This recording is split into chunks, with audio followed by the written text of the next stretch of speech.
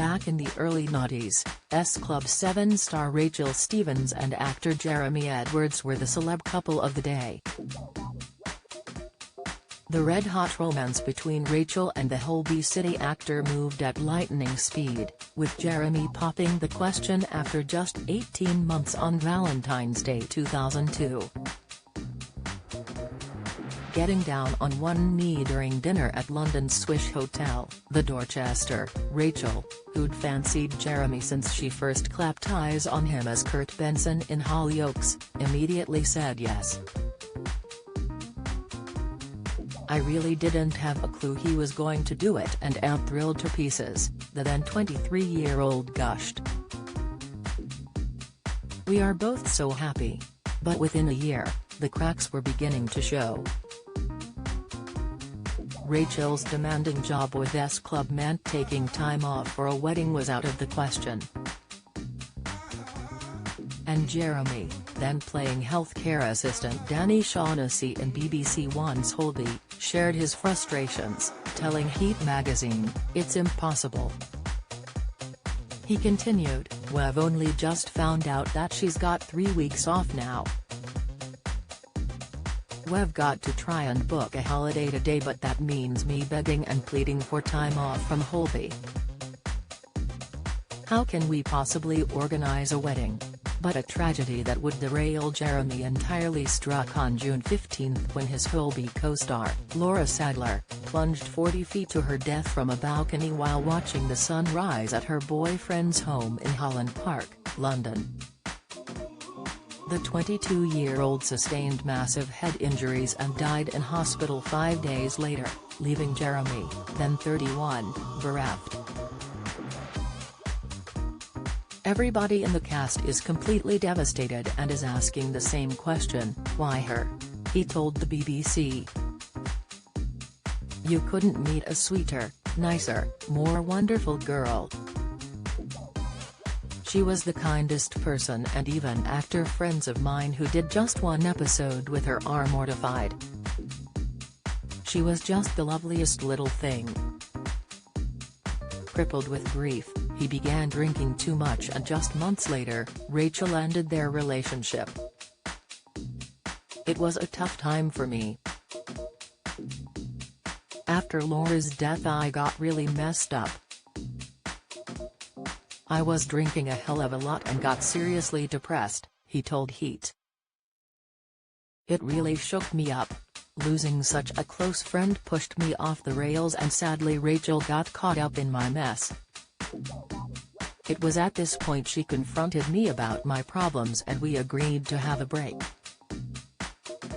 The pair didn't speak for an entire month until Jeremy realized what my behavior was making me lose, and they reunited.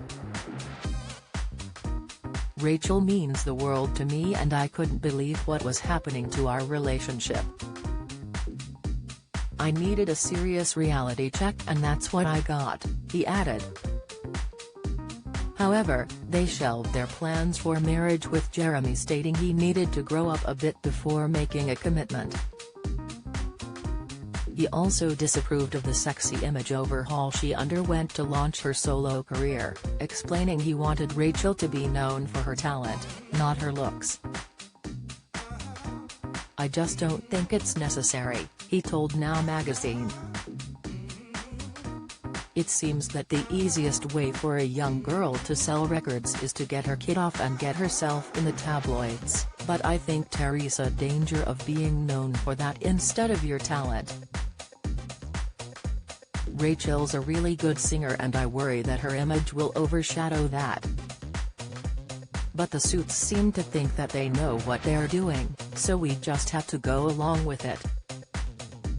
Then in January 2004, the pair confirmed they had parted ways for good, explaining that although the decision was sad, it was the right one.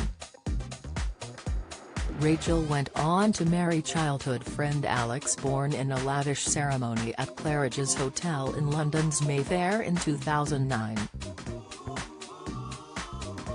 The pair first met as children and dated briefly as teenagers before reuniting in their late 20s.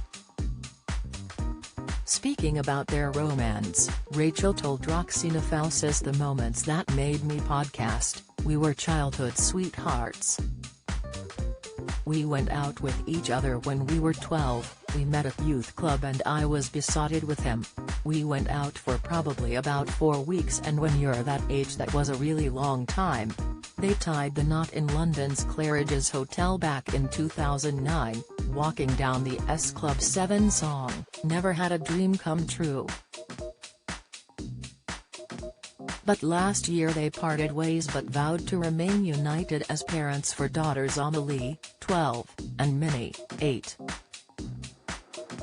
Sharing the news, the singer told her Instagram followers, "I just wanted to share with you all that after time and consideration the difficult decision has been made for Alex and I to separate. While we are no longer partners in marriage, we will remain partners in parenthood to our beautiful girls and continue with love and respect for each other.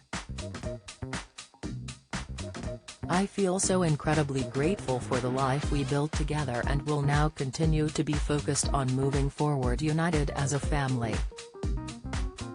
Will you go to see the S Club 7 reunion shows? Share your thoughts in the comments section below."